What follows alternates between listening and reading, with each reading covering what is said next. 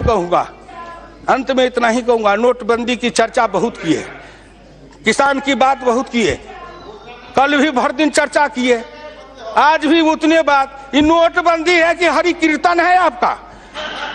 तो जब जब संकट आए तो भगवान का कीर्तन करो, ढोल बजाओ। इसलिए जब से सुन रहा हूं कितने दिन से, एक बार रामलीला के मैदान में वो अन्ना हजारे जी ने, अरे कोई नेता है दुनिया भर में ढोल पीटने वाला, उसका मैं नाम नहीं लूंगा, वो उसमें कीर्तन करता था और सवेरे से शाम तक ढपट ढपट ढपट ढपट ढोल बजावे, लोग तंग आ गए। तो हम लोग पार्लियामेंट में कहा, अरे किसी तरह ढपढपा को बंद करो, किसी तरह बंद करो, ढपढपा बंद कराए। उसी तरह जब से ये 8 तारीख शुरू हुआ, 8 नवंबर से, जब देखिए जिधर देखिए क्या है, नोटबंदी नोटबंदी।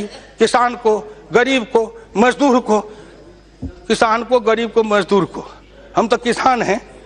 2000 रुपया हमारे बिहार और उत्तर प्रदेश में 2000 रुपया महीना से ज्यादा नकदी किसी किसान के घर का नहीं है। चावल अपना, दाल अपनी, गेहूं अपना, सब्जी अपनी, दूध अपना, दही अपना। हमारे पास पैसा लेके क्या करेंगे? पैसा कूट के खाएंगे? हमको तो 2000 में महीना चलता है। 4000 रुपया का बदली आया कि बदल लो, किसी तरह बचा के 4000, 2000, 5000 रुपया घर में रखे थे, एक दिन में बदल के ले आए और 3 महीना 4 महीना तक घर में 6 महीना तक खर्चा चलाए। कलेजा फटता है उनका, कलेजा फटता है उनका जो 5 स्टार होटल में जाते थे, राजा रानी रहते थे। उस सूट का किराया एक दिन का 1 लाख 1.5 लाख। एक होटल में मैं गया तो कहा यहाँ एक सूट है, उसका 5 लाख एक रात का किराया है। मैंने कहा चल भैया थोड़ा दिखा दे कि उसमें क्या है। मैं गया तो मैं पूछा इसमें रहने वाला मरता है कि नहीं? तो कहा मरता तो सब है। हम कहा जब इसमें भी मरना है तो इसी में आके कहा मरेंगे? इतने बड़े घर में भगवान भी डर जाएंगे। इसीलिए उस झोपड़ी में रहने वाली की बात करिए। आप उनकी बात करते हैं जो पैसा खर्चते नहीं हैं, पैसा को फूकते हैं। आप उनकी बात करते हैं जो पैसा खर्च नहीं करते हैं, पैसा को उड़ाते हैं, पैसे को लुटाते हैं। एक बार इसी सदन में चर्चा हुई, इतने पैसे उतने पैसे चर्चा में आई। एक मेरे साथी, संजोग से मैं नाम नहीं कहूंगा, वो बड़े हैं, एक दिन उनके पास गए तो वो बोतल निकाल के पीने लगे। हमने कहा कौन शरबत है? तो उन्होंने कहा बिलायती है, विदेशी। हम कहा विदेश में भी शरबत बनता है, इसकी कितनी कीमत है? तो 45,000। मैं दिमाग में जोड़ने लगा, बाप रे बाप, 45,000 का शरबत तो जीवन में नहीं पी पाएंगे, ये एक बोतल। तो आपको उनकी चिंता है जो 45,000 के बोतल का शरबत पीते हैं, उनका क्या होगा?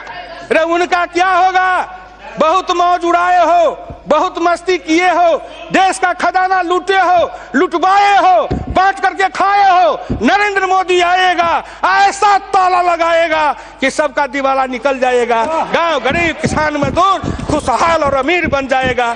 उसके बेटे के चेहरे पर लाली आएगी, उनके घर में खुशहाली आएगी। इसलिए हम वो नेता नहीं है जो नाटक करते हैं।